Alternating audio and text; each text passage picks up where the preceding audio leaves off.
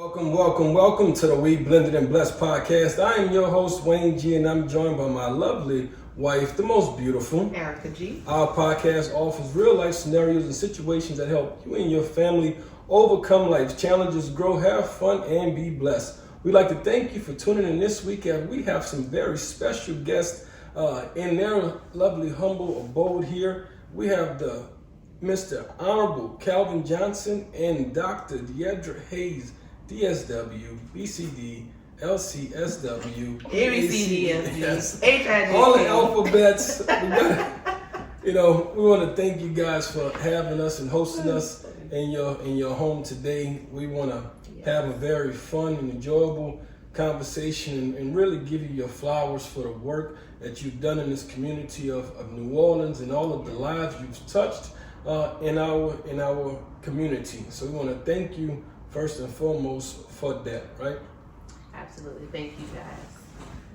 So we have today the Honorable Calvin Johnson. He's only 25, y'all, but he has done so much. He retired at the He is the retired chief judge of the Orleans Parish Criminal District Court, and he established the first mental health treatment court in the state in 2002. By 2005, this is what your bio said. The special court was selected as one of the 4 demonstration courts in the country. That's major. Mental health is so important. I think we're finally starting to understand how important mental health is. But you've been new. You've been new for a very long time. You received your undergraduate degree from the Southern University. That's right. You got to go with the. I know better. In Baton Rouge, you served 4 years in the United States Air Force. Thank you for your service. And you received your Juris Doctorate from Loyola Law School. You also was a professor, and you served as a judge for only like 5 years, like 17. So you are very well. I don't know what the word to say. Oh, it's a good word. No, accomplished. Seasoned. I was thinking accomplished. And a stout, seasoned professional. Yes. Yes, he is. And they have done so much just in the community. You received awards. They even apologized to you for what they did. We might get into it later, but you got a well-deserved apology as well. So that's who I'm introducing. Who are you introducing to? Well, I have the lovely Miss Deidre Hayes. Deidre Hayes. Dr. Deidre Hayes. There we go. There you go. Who is a licensed clinical social worker in New Orleans for over 20 years. She looked like about 5 years, but she is very lovely. Undergraduate degree from Loyola University of the South, Masters of Social Work from Tulane, and a doctorate in social work from the University of Tennessee of Knoxville. UT Knox. So just in that breath alone, that's a touch of different areas of this country in receiving education that she can shape her experience that she passes on to the community members. You know, she's an integral part of many startup initiatives, including the Covenant House, the New Orleans Drug and Mental Health Courts, New Orleans Family Justice Center, and the list goes on and on. I mean, the community involvement is just incredible. From the Health Spot founder, Tulane School of Social Work, National Association of Social Workers, National Association of Black Social Workers, and the list it just continues to go on. It's incredible to know people such as yourselves with your experiences and the things that you've done over the years. And it's most interesting how people meet. We met at a very surprising location of how people meet. I was sitting, for celebrating my birthday this year. We was having lunch downtown in the quarters, and I was telling my wife my vision of how I wanted to get, through our experiences, trying to connect the dots and provide information to our listeners. Somebody I was in the social work field, somebody I was in the court system, and it was just something I spoke just that day, not just how also show how God is just always providing the resources to you. All you have to do is wait and then ask Him for it, and those things shall come in due time. Luckily, we were sitting right next to my fellow Capricorn brother and sister, who also was celebrating birthdays at that time. And we met at a restaurant, bumped into each other, and then it was just like, it was really wow. being nosy, if I'm honest. I had people on the other side, and I had done the same. Yeah, so we were really just, we was trying to see who was on the other side of that Well, wall. y'all were just so cute, though. Yeah. Y'all were such a little cute couple. We still look at them, they're so cute. We did. We just like, oh, look how cute they are. And we said the same thing about y'all. Look at that. Yep. Still dating. Yeah, exactly. You know? So that it ended up working out, and here we are. Yes. Here we Yes. are. So, really excited. So because of their work, we want to look at this particular topic, and try to provide some information, advice, and just some bit of an insight through their experiences. The court system, does it help, hurt, or provide justice to adults and children in custody cases? That's what we want to look at overall, and I think they have just about enough experience to give a bit of touch of seasoning here throughout this experience. So, before we dive in, hit us up with any questions, guys, at the We Blended and Blessed podcast at gmail.com. Follow us at Instagram at We Blended and Blessed podcast, or and YouTube at We Blended and Blessed podcast, TikTok at the Gidry Gang, and Twitter at We BNB Pod. So we have our guests who have been ambassadors in our communities for many years. A community that sometimes we get a bad rap, but I think some of the work that these people have been a part of can help improve those metrics, right? So one of the things that I want to know, because sometimes we all land in these different journeys of life, and then sometimes we don't choose them; they choose them for us. But in your cases, why public service? Why mental health? Wow, that's a great question. Firstly, recognize that I have been around a long time, but I'll say how long, but a long time, and I have seen a lot.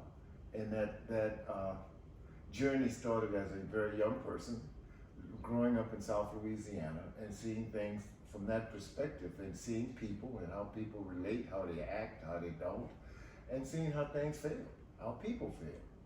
And from there, knowing that we can do better, that I could do better, actually, my own self could do better. Mm-hmm. And so from there, beginning a journey that gets me to the sofa, but beginning a journey, and that journey has lasted over time. But one of the things, when I became a judge, this is ego-driven. Let me just be clear, because Call it what it is, right? It's ego-driven. I love his honesty. I became a judge because my ego was larger than this room. And I honestly did believe in 1989, 1990, that I could become a judge. Not only could I become a judge, but that I knew enough about people, enough about the system, that I could, in one term as judge, 6 years, that I could solve all of those little problems that I saw. I could get them solved and go on with my life. This was actually my thought going into my judgeship, that I was so smart. Literally, this is my thought, y'all, that I was so smart. And because you were. And you are. Yeah, that is definitely not the case. But I thought I was so smart, and I didn't even understand or recognize the reality of the issues that the system, the justice system, dealt with. I really didn't understand the reality of those issues. I could see the issues. I could see what they were, but I didn't understand, when I say reality, all of the different things that interacted with the justice system that caused those issues and those problems that I was looking at. And that's what I didn't understand. And so I again thought 6 years, heck, 6 years, come on, 6 years, you can get this done. Well, no. And it's been a life journey for the last over 30 years, trying to deal again with those issues of poverty, of the lack of education, of drug problems, of mental health problems, Racism. of racism. It's true. But of racism, of all of that. Especially in the South. Yeah. Absolutely. Yeah. And how it all dovetails into what happens to people who come into the criminal justice system. And so from there, thinking, okay, here are things, Calvin, that you could do. And so let's start doing. And the start doing came as a result. This is 1991, and I am a judge, and I'm in my courtroom, and I am doing something called revoking a defendant's probation for the defendant's failure to do what he was told to do. So I'm revoking his probation. And I am doing it, if you can imagine it, the room of court, and I'm setting up high, looking down low, and I'm doing what judges do. I'm pointing my finger at this person, and I'm telling this person that I told you to do this, and I told you to do that, and you failed, and you failed. And I told you, when I told you to do those things, I also told you, if you fail to do those things, I'm going to revoke your probation and put you in jail, which is what I did. My 92-year-old daddy was in the jury box. He was in my courtroom that day, and he sat in the jury box. And he gets up out of the jury box, and this is the 92-year-old man born in 1902. Okay, he gets up out of the jury box as I go into my chambers, and I'm still full of myself, and still saying, yeah, Daddy, see, I told him this, told him that, told him the other thing. And my father looked at me and he said, all you did was tell him. That's all you did. You didn't do anything but tell him. You have to do more than simply tell him. Well, Daddy, I told him. But no, this old man kept saying, you have to do more than simply tell him. You have to show him, not just tell him. And so that is what was the precursor to everything else that came after, was this conversation in my courtroom with my father. That was the precursor. About the show. You can tell somebody, but you got to do more than just tell. you gotta just tell them. You have to do more than that. You can do more than just tell him. You can do more than that. Because some of us are called to do more than others. And that's just your assignment. Yeah. And that's just the way it is. Yeah. And I could. And so drug court comes, mental health court comes. You don't want to do drug court either. I know I didn't want to do drug court. I didn't think that I wanted. You didn't want to do drug court. I didn't want to do drug court. That's the funny thing about when you like on assignment, like when God tell you to do something. Yeah. Because it don't be stuff you want to do, but you get in there and you know. God and I have been having these tiffs, you know. Because he had no respect for social workers at all. That's not totally true.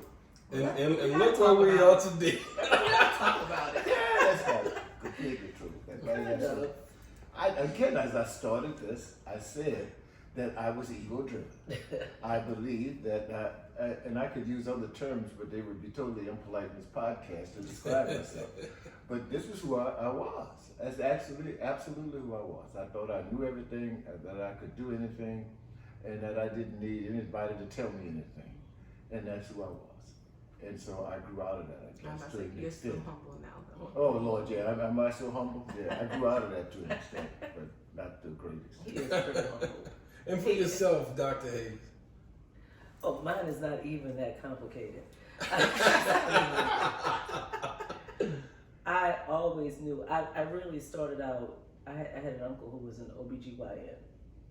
And this is how it started. I was maybe 9. And he was like, maybe you should be a doctor. You could move to Pittsburgh and take over my practice. And I was like, okay, well, what do I need to do to be a doctor? So he tells me all this stuff and he goes, and you start by, working on cadavers. And I said, well, Uncle, what's a cadaver? And he's like, dead bodies. You cut into the dead bodies. I said, well, I'm not doing that. I'm just not doing that. And he said, well, you need to go back and research and figure out what you want to do. So then I came back the next time I talked to him, I said, I'm going to be a psychologist. That's what I think I want to do. And I think it was born of my nosiness, quite frankly. I was born nosy, as my mother always tells the story, that I was nosy from the time I came out of the womb. And so, I said, this is what I want to be, And so I went to school for psychology. I worked at I went to Loyola for psychology, and I actually got a job at DePaul Hospital, which was a psych hospital. And on the unit, I was a psych tech, but you got to see the roles of everyone, like who did what on the unit, right? And so, but the psychologist did the testing in this particular environment, which now psychologists do a lot of counseling, but in that environment, psychologists were just, they'd come and test the kids and then they leave. But the social worker on the unit got to work with the kids, do groups, do family therapy, talk to the doctor, sit in team meetings, do all that. And I was like, that's what I want to do. I want to be her. I want to be that lady. So that's how I got into it. And then the rest just actually happenstance. That's how it happened. It happened by accident sometimes. Yes. Well, not really by happenstance, but you know, it sounded good, right? Yeah, no accidents, right? Yeah. No accidents. Yeah. Funny, I went to This school for actually, psychology. our meeting was no accident. No. Oh no, No. absolutely No, not. absolutely not. No. I'm at a point in my life now that I understand that nothing happens by No, happenstance. that's absolutely No. correct. You may not know why now, but you'll know later. Oh, What they say, absolutely. by and by, right? Yeah. Yeah. So, but I actually, my freshman year in college, I actually started at Xavier, and my major was psychology. But I ended up pregnant, young and pregnant. So I had to shift gears, and my goal, my focus was making sure I had something where I can like have a job immediately after school. So I kind of went into business from that part of it, but still in human resources. So I was still working with people, but not in the capacity that I would have liked to. But I knew I had a life to provide for at that point. So here we are. Here we are. So, as you kind of have seen so many different things in the systems and helped so many people, what advice would you give your 20-year-old self as you begin this journey in public service and mental health service? Like, if you had to give your 20-year-old self, like, what should that person prepare as they go on this journey of public and mental health service? Wow, for me it would be listening. I would tell my 20-year-old self that so much that will happen as your life unfolds will be as the result of your failure to listen. That it will be as a result of that. So if you would stop being the talker and learn how to be the listener, a lot of things that's going to happen, Cal, to you won't. But because of course, Cal, who you are, you're not going to listen. But listening, it would be the thing that I would really share with my younger self. And patience. Be patient in life. Be patient. Life unfolds, and if you are patient, it will unfold to your benefit. But also learn how to love others other than yourself. Learn how to love others, and that Calvin had a long time learning how to love others other than Calvin. But learn how to love others is the kind of information and things I would tell my 20-year-old self. Okay. And isn't that kind of normal? Like, it's normal for a 20-year-old not to love others. Well, I guess it was It's normal. normal. But I was Cal. I think it's normal for 20-year-olds to be self-indulgent. That to me is just normal. Yeah, because you are self-indulgent. I was. Yeah, there you go. Yeah, I was. Well, I would tell my 20-year-old self not to procrastinate, period. I mean, I'm a procrastinator to today. I meet deadlines right before the ending of the deadline. Bad habit. And I think I don't know what it is. I think it's January. What can I tell you? But I have my moments. I'm not going to lie. I try to pick my points of, okay, I'm doing this, get done here, there, and try to What is the I try to opposite of strategize. procrastination though? Because what he's talking about is like if we have somewhere to go, he'll try to, even if we have a time, say we're leaving at 9:45, but it's like 9:30 and he's dressed, but there's other things to be done. He'll go start a load of laundry. No, that's not the time for that. Like, what can you do to help us get out the house? And then at 9:45 when we're supposed to be leaving, we still in the house, and we like. Sometimes I like to maximize my time. I call it. It just sometimes I put the wrong thing ahead. Yeah. In Prioritize. Yeah. Because you believe you could do more than two things at a time. Yeah. Yeah. That would be ADD. That's Capricorn. Well, I'm a Gemini and I still procrastinate sometimes, so I don't know. I procrastinate, and it is now a skill, I think, but it irritates those around me. Yes. It does. It really does. It Yes. just irritates those people around me because I will wait till the nth hour, but I'm thinking. What people don't understand is I'm thinking about it. The brain is at work. Yes. Just because you can't see it, Doesn't mean it's not happening. that's right.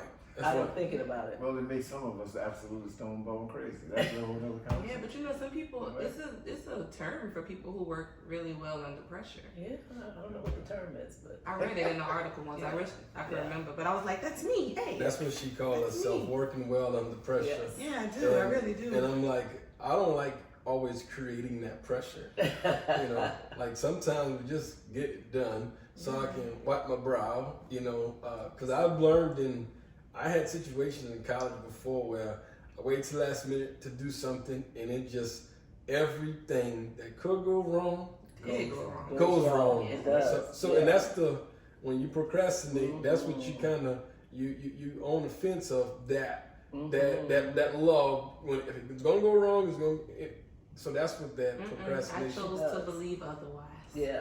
She believed in and, God. you know, God gonna get her through. That's what she said. And look, and I used to say when I was studying for tests, if I had waited to the nth hour, and then I would say, okay, God is not gonna let me fail, so I obviously studied enough, and I go to sleep. I am the same way. Yes. Lord, you didn't bring me this far. So, you know, he's only going to let me study as much as I need to study, and I'm done. And I think after reading the alphabet soup, I think you've done very well. Very well for God yourself. has carried you. You know, you've been blessed, to say the least, through your works. You know, sometimes I have saw, and I've been victim of this myself. You know, when we don't consider every aspect of life when we're dealing with matters to bring into the justice system. Sometimes they happen voluntary or involuntary. Sometimes a person may get upset at their former partner, or they don't like the way somebody's doing something, and it's that emotional rage. I'm going to get an attorney, I'm going to file some papers, I'm going to the child support office, I'm going to do something. It's something that urges the person to do it. But from your perspectives, what are some things that a person really should consider before introducing civil matters, before bringing things to the justice system, before they introduce, you know, custody, child support, you name it, anything that's a civil matter? What should you really consider prior to just get going? I'm gonna fix you. And The first thing you should consider is your child. The child comes first. But unfortunately, when individuals and couples or former couples become so angry, it makes it very difficult for them to see that their actions are not putting their child first. So, you know, if you think child-centered and you weigh costs and benefits of how this is going to affect your child, then you more than likely will make a better decision. So that would be the first thing. The second thing would be cost. For you to bring this particular case, or custody case, if you know what you're referring to, for you to bring a custody case into the system costs you a lot of money. mm-hmm. Costs you the court filing cost. It costs you the cost of an attorney. It costs you your time. It costs you, if a custody evaluator comes in, it costs you that. So there's a lot of cost to that. And what people don't realize when they go into the justice center system with this case, it's not going to be resolved overnight. Yeah, that's the misconception about Like it one court overall. case and Right. go see the judge one time and you think Right. you're done. Right. And Judge, you told me something when we had lunch a couple of weeks back about introducing matters and don't get what in your business. Don't get us. Don't get us, meaning me, judges, and the system in your business. Because we're not there to solve your problem. We're going to do what we do. The justice system is going to do what it does. And what it does is it's not a problem solving system. That's not what it is. And so you bring it then to the court system, you bring your problem. You have a relationship problem. You have an ability to get along with the other problem. You have all of those kinds of things, and you bring your anger with the other. You bring all of this to a courtroom, and you think that person again who sits up high and looks down low is going to do some things magically that's going to actually solve the problem, and it's not going to happen. It's simply not going to happen, and people would be so much better off if they would recognize what I just said. And then, okay, we're going to come together as adults and we're going to solve our problem without bringing it someplace else for solution. Right. That's what we're going to do. Because that is an option. That's an option. That's absolutely an option. And judges would be better telling people this. Judges would be, in the justice system, would be so much better if it would tell people that. The problem there, however, is that it's the justice system on some level is a business itself. It is. Right. Keep in mind, it's a business, and that business include the person who wears the black robe, a part of the business. Everybody who works in that room with that person who wears the robe is a part of the business. It's part of the business. And the people who come with the couple, one lawyer for one side, another lawyer for the other, all a part of the business. Who They're pays all a part of the business. Is that And you where just some of the money follow. comes from? Right. All you couple that walked into that door, you cannon fodder. All you are is the thing that keep the business operable. That's all you are to the business. Right. Even the child support collection people, they're getting a fee now. It's a part of the business. It's a part of the business. So it's like the money keep going to all these different places because you can't really get along. Because you can't solve your problem. You can't solve your problem yourself.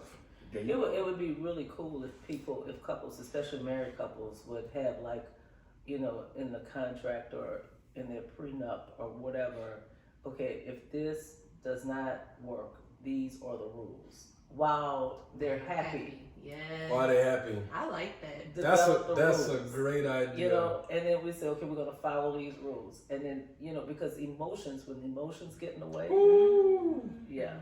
It becomes So because you deal with the people side of it, why do you find people can't get along? What is it like when they break up? They were together. They created a beautiful blessing in a child, and then after they couldn't figure the adult stuff out for one reason or another. Now they just like, I gotta get you. Like, what is that? hurt. When people are hurt, and especially if the union was born of love, this is and people go into relationships, committed and idealistic, and maybe not even expecting the work that goes into a relationship. And at any point, if the trust is broken, or if the person feels unheard or hurt in any way, it can bring on this anger.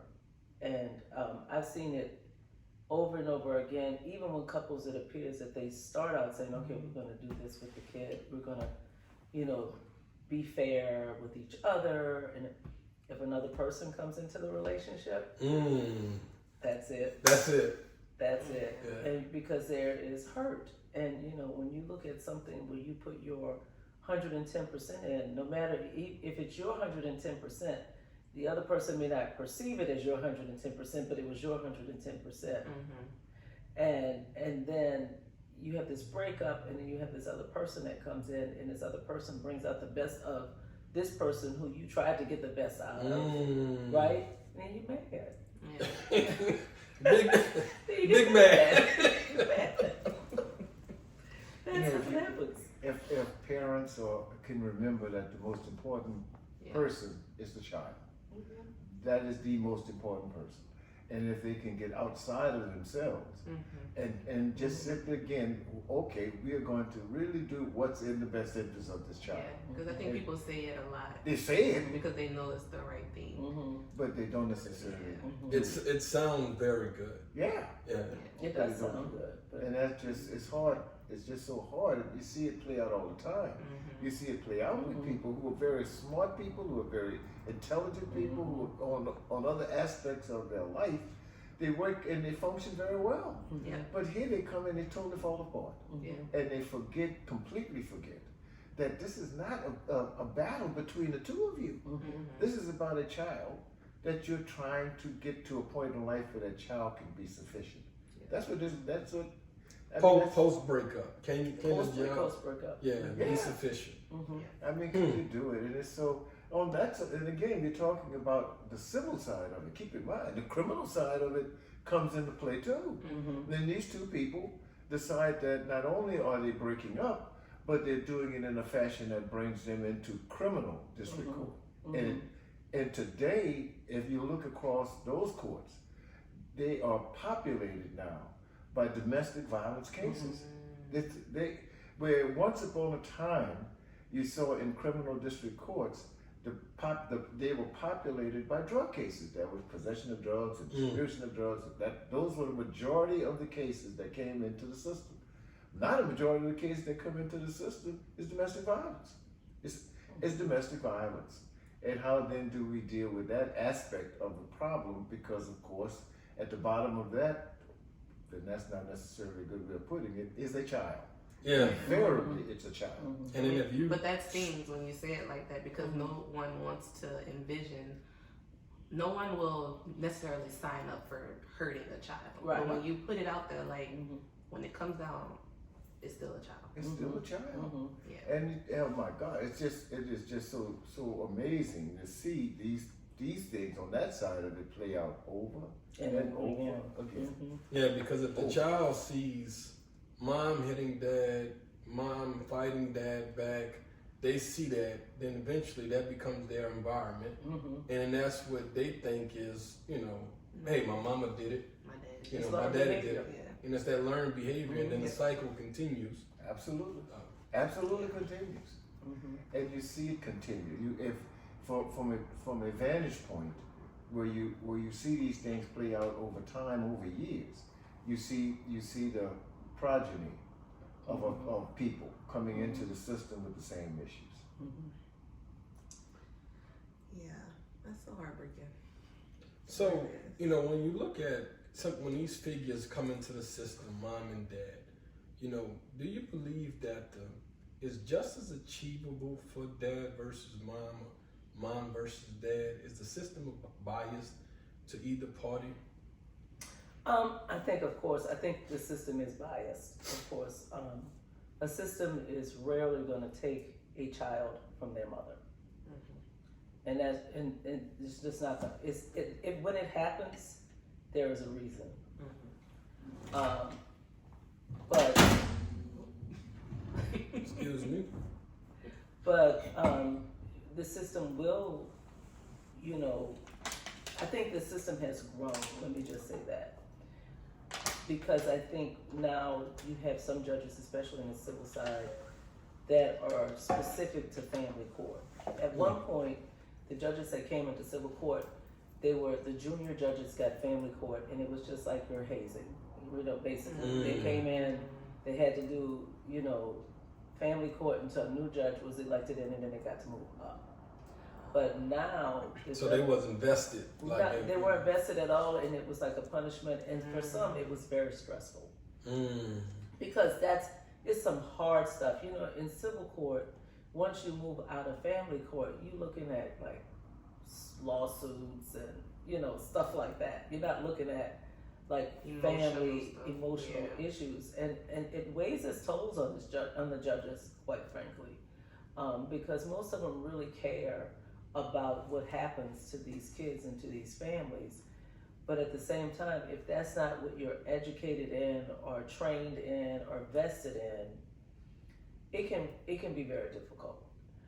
And so now the way the system works is that you have judges that are family court judges who want to be family court judges, who connect to national family court judge organizations, and they try to get trainings and participate in trainings and that kind of thing. So I think the system as it is set up is better now just because you have that investment from those judges in that kind of education. That being said, I think they are looking at the whole family and the whole system a little differently. So that if a dad is there and a dad cares, that's step one. The dad cares enough to be there, right? And then the mom is there and the mom cares enough to be there. So let's start there. They both love their child. And if you start there and then work with them from that space, then you'll probably get a better result, you know. But yeah, so I think to answer your questions, yes, I think it is weighted more on the side of mom, but I think the system is opening up more to see that if a dad is there, it's important, and that there is value in both relationships. Right. That's it. That is the key right there, though, that people going through custody cases, that they want to take a child away from one parent or the other, but there's value in that mother-child relationship, the father-child relationship that we take almost for granted, to where it's removed and it doesn't do anything to the child. But with obviously with your work, you probably follow the case with a child that it does do something to the child when you remove a parent from somebody. You know, because I've heard children say, "Well, my daddy wasn't there, so this is why." My mother wasn't there, that's why I don't have that, you know, side of emotion or whatever the case may be when they go through things. But you asked the question though, and I don't want it to be overlooked. You asked first, but you know, you asked loaded questions. You got to break it down. He said, "Is justice achievable in family court?" Okay, so I will say to you, I think it is. Okay, so what does justice look like then? What does justice look like? Justice looks like both parents have time with their child. The parents learn how to communicate with each other, and that there's some equity in how those visits are established. Now, that being said, does it have to be achievable in court? No. That same thing can happen outside of court. Okay. But is it achievable? Yes. How often is it achieved? Is the Rest question. is still unwritten. Yeah. And that's what I think people go to the courts. They come see the judge for an answer, for a solution, but the solution really lies within the people. Exactly. Because you can put the law and write it up, and that doesn't change the person. Right.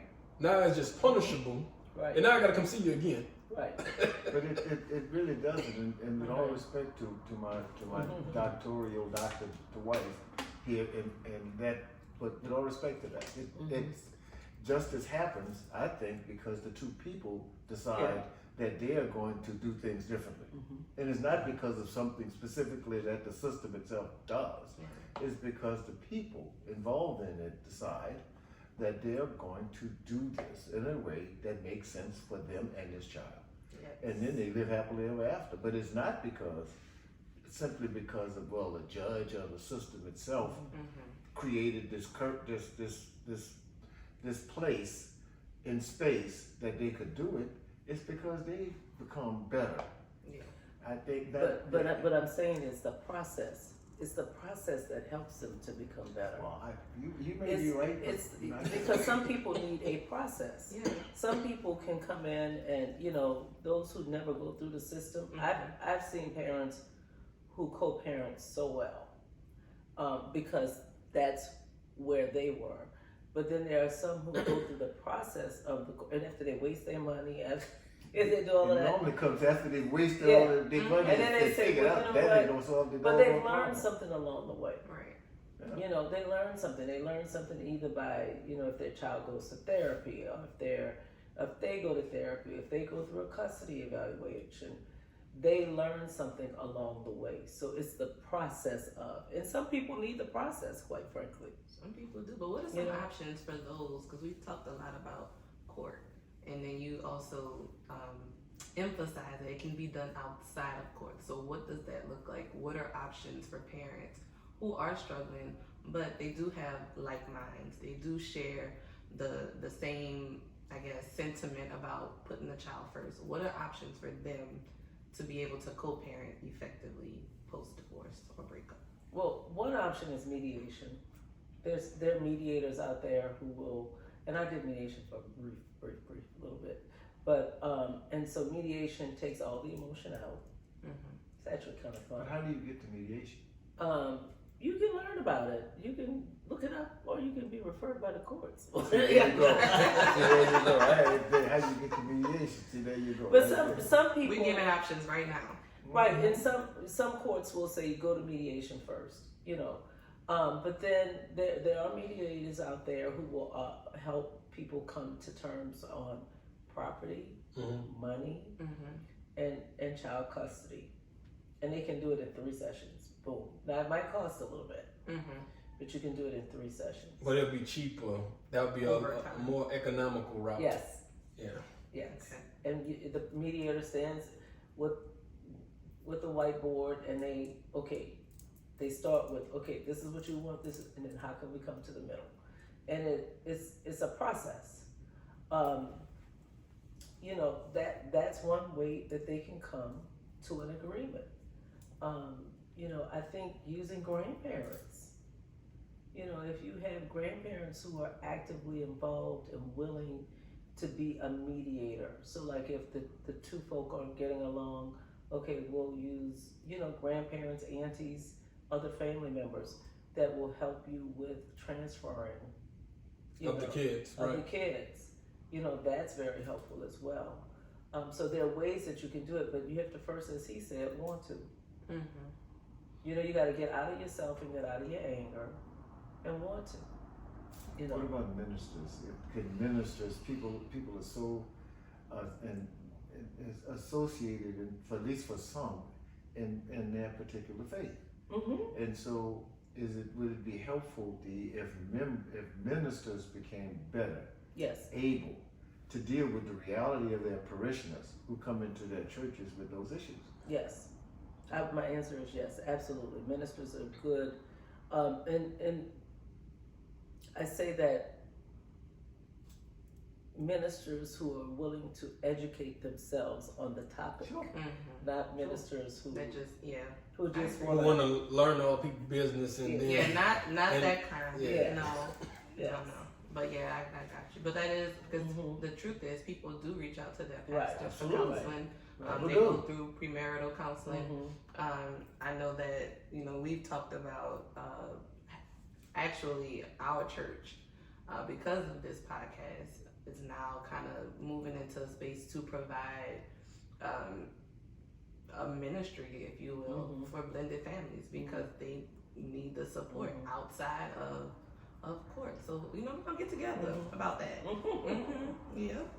So when we look at, you know, the court itself in families, what do you think is the ideal scenarios in the eyes of the court when it comes to custody cases or just cases period? What is the ideal scenario that the courts be looking for? What are the ideal scenarios, Dr. Hayes? You know, that's a good question. I would think that the ideal scenario is that even if you first seek a lawyer, that the lawyers can hash it out before it gets to court. You know. But it's not in my interest to do that. I get paid not to do that. Well, no, I think judges don't really No, want. you said lawyers. You said You said lawyers. That's what you said. I don't get paid to do that. Well, you're right. That's what I get paid. Because if they don't come to your desk, you don't Right. get paid for it. Obviously. But I mean, I think most lawyers, a lot of the lawyers, as you said, what did you say about the only case you had in family court? What did you I say? hired another lawyer to do it. Right. Because I couldn't deal with the man I was representing. This is absolutely true story, but I couldn't deal with it. This man was so outrageous. I couldn't deal with the man, so I paid for another lawyer to represent him. I did. So I disagree. The lawyers that I've worked with, many of them really just want this to be settled. But they also want to get paid. Right, but if you get the case settled, then somebody else is coming. They keep coming. But The cases but keep you got coming. to pay them before it gets settled. Right, They're not going to get it settled and help you get it settled without getting paid. right. But one visit is getting paid. Okay, That's okay. true. You know. One visit is Yeah, getting paid. one visit gets paid, and then you put them on retainer. and Right. Obviously, Right. it's still going to cost you, but Right. when you look at it before it going to trial, Right. that would be the getting it solved before going Right. to And trial. I mean, lawyers with integrity, and I know a couple. I'm not criticizing my profession. Lawyers with integrity are going to, yeah, you are, are going to, I think they're going to do their best. And some of them, they so don't want to deal with it. That's when they'll say, okay, let's just do a custody evaluation. Your custody evaluator is going to get charged, they're going to charge $3,500 to $4,000 on top of what you're paying your lawyer. So let's talk about this, You know. custody evaluation piece. Because it came up, but some people may not know exactly This- what that is or This what it type of entails. resource Yeah. that Well, the courts can.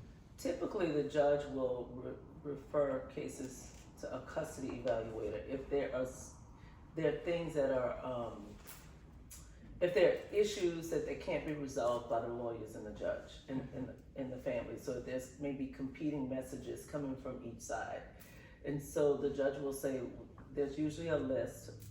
I'm no longer on the list. I don't do custody evaluations anymore. Why you stop? Took your name out there. Anyway, so so they'll have a list, and each side has to agree on the person. So typically, if you are a custody evaluation who is noted to be objective and fair, both sides can agree on you, right? And what that custody evaluator will do is first make an agreement with both sides. The custody evaluator does their best to be as objective as possible, which means they do visit for visit. So if I'm gonna do an intake on this side, I'm gonna do an intake on that side before I do another appointment on this side, because you want it to be fair. Right. And you get the family history from both sides. Then the custody evaluator will look for conflicts in the different information. Each side is told that it's a public, this is not like regular counseling. I am going to reveal information to the courts. And each side is told that there will be verification. So if you said this happened and all of these, scenarios happened, then I'm gonna go to the other side and say, I was told that this happened, tell me your side of it, right? Or tell me what happened on this date. And by the end of the process, the custody evaluator writes about A 15, report. 20 page report. And that's after interviewing each parent, the children, any collaterals, which means grandparents, reviewing educational records, reviewing medical records, reviewing police records. And all of that goes into a report to the judge with a recommendation. And the recommendation is based on all of that, and plus if the child says, I really want a relationship with my mom or my dad, that's gonna be put in there. And the judge gets to read it, the lawyers get to look at it. And then sometimes the judge goes with your recommendation and sometimes they don't. After 20 pages. After 20 pages, when they don't go. What about other resources that the courts can put into place, such as a parenting coordinator, reunification therapist? What are some other tools that can be put in place to help people? So all of those things are tools, the parenting coordinator, the reunification therapist who helps to bridge the gap between the child and the parent that's I don't want to use that word, but the parent who has been absent or not as much there for the child. And on either side, the child may have heard negative things about that parent that, you know, make them believe that that parent is not, you know, does not love them or is not as supportive as they need to be. So those things are in place. And you also have a supervisor, a visitation supervisor that can observe visits and then report on visits and report on what the relationship looks like between the parent and the child. You see that a lot in when there's been accusations against one parent or if there's been domestic violence in the relationship. So, you know, they used to have a visitation center here in New Orleans. I don't think they have one anymore. But I never even heard of it. Yeah, there used to be a center where they could go, or they could either do transfers from the visitation center, or they could go and visit with observation. Okay. When we look at the, you know, this whole process of families, what do you say are some of the do's and don'ts? You know, post breakup. You know, Judge, you've seen a lot of stuff in your life. What are some do's and don'ts that advice you would give to parents? Wow, for one, just simply to recognize that you are no longer a joined unit, but that doesn't exist anymore. But because it doesn't exist anymore, it doesn't necessarily have anything to do with your joint responsibility again to the child. And I go to the same, but this child is the most important person in this relationship that y'all once had. And I say this as a grandparent, that I'm not necessarily interested in your relationship, either my child and this parent, mom or dad of my grandchild. Your relationship is your relationship. It's not as a grandparent mine. My relationship is with my grandchild. That's my relationship. And for as I am concerned, I could care less about the fact that y'all get along or not. I could care less about that. But I do care again about the child as my grandchild. And so I want to be able to have a relationship with this grandchild, regardless if y'all have a relationship with each other. And that is sometimes difficult for people to recognize and understand. From that perspective, it is. But also, when your relationship gets toxic, and it gets toxic, then you really have problem, because then you're going to be outside of the civil arena and inside the criminal one. And then, by God, then what then can possibly happen as a result to the child becomes really problematic. Because one of these parents may be separated from the child because that parent is now in jail. And so then what happens with this child in terms of dealing with now a parent? One parent is in jail because of whatever that parent did, and this child is living with the other parent, and it just becomes, again, so the toxicity of that becomes so prevalent. And then you see all of the results of it. You see all of the things that come as a result of a toxic relationship. And then it shows up in the child. Oh, absolutely. Yeah. Absolutely. And it's called trauma. It does. It shows up in the child, and then you're in a criminal setting, and now you're dealing with this child. Yeah. I say child, but some would call an 18, 19 an adult. But I say child. And you're dealing with now the reality of this child, and as Dee shared, who's suffering from PTSD because of the toxic relationship with these parents. And that's just, it is such a problem that we have. And again, the justice system, regardless of civil or criminal, the justice system can't solve this problem that people have, or problems that people have.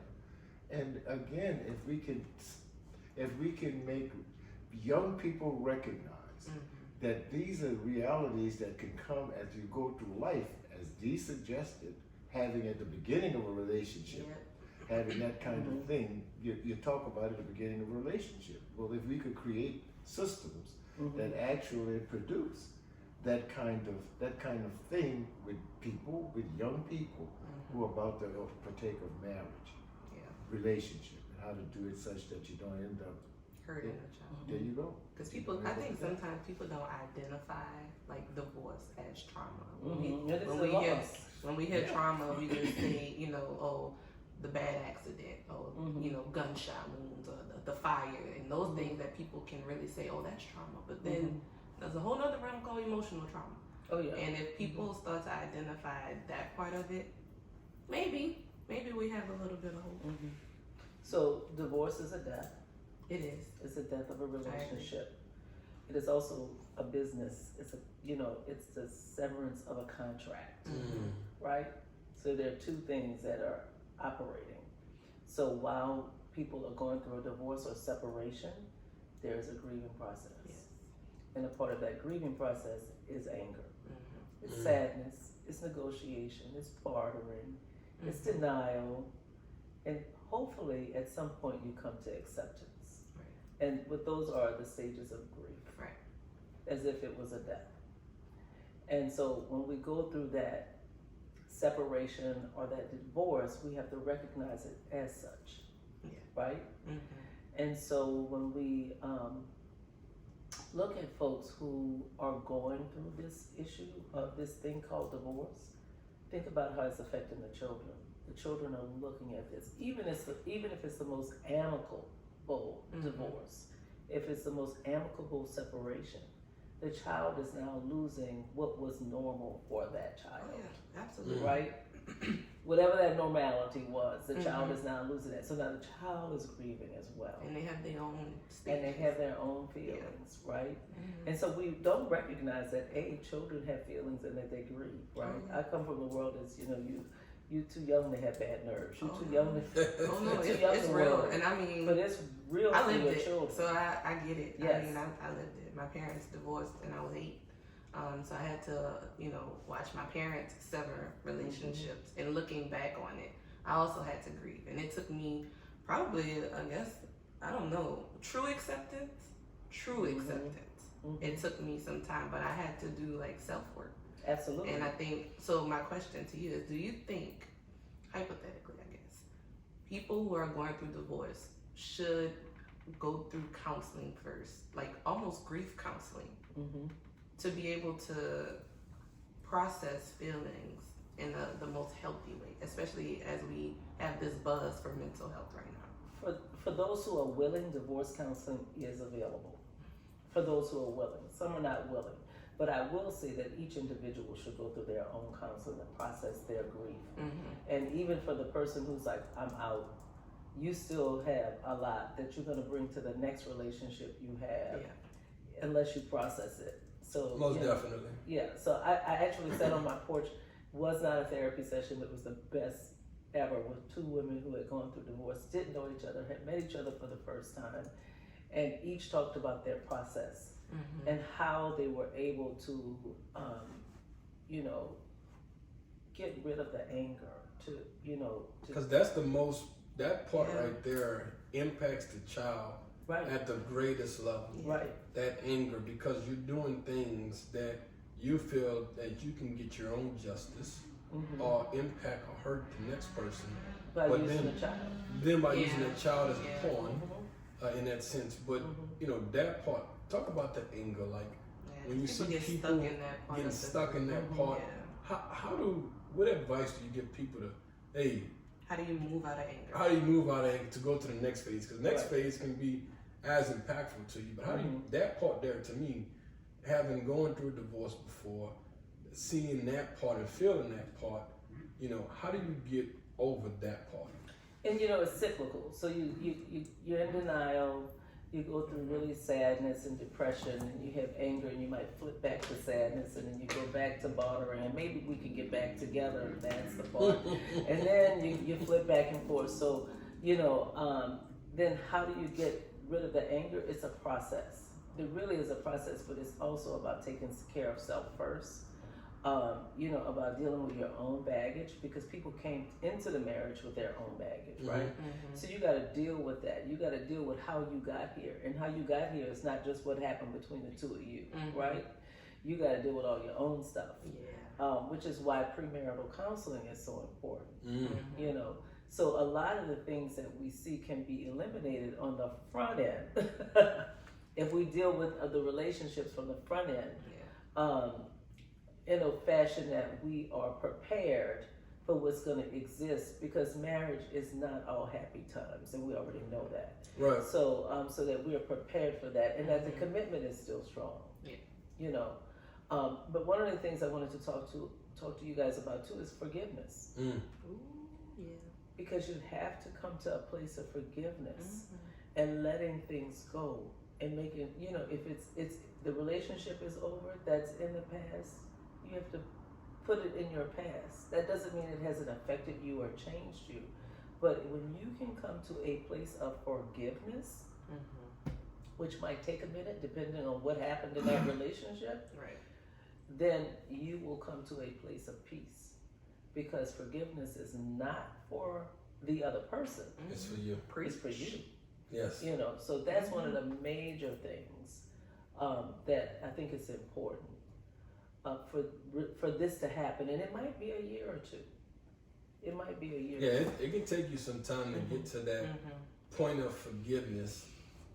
Sometimes you feel like you need to, I'm gonna get that person back, but then you get to a spot where, you know what, I'm gonna give it to God.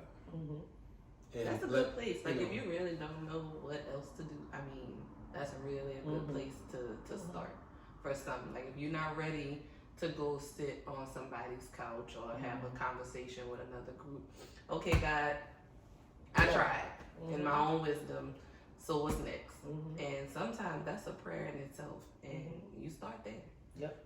Because forgiveness is really is freeing.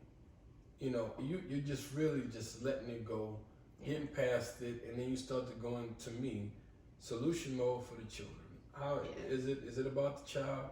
It's not about the child. I don't have no parts of it. You can have all that other stuff.